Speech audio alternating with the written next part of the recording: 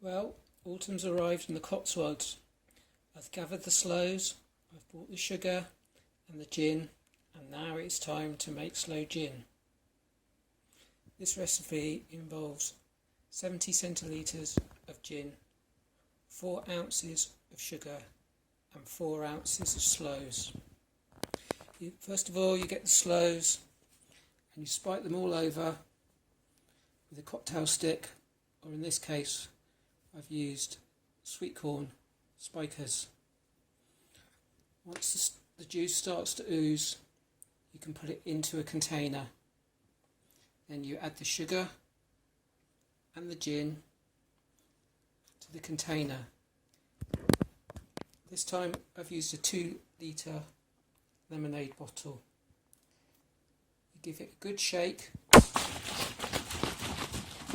to help the sugar dissolve. You have to give it a good shake every day until all the sugar is dissolved. Then I shake it once a week for the next 3 months.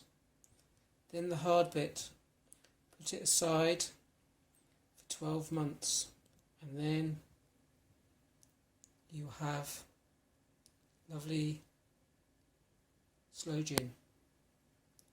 Enjoy. Cheers.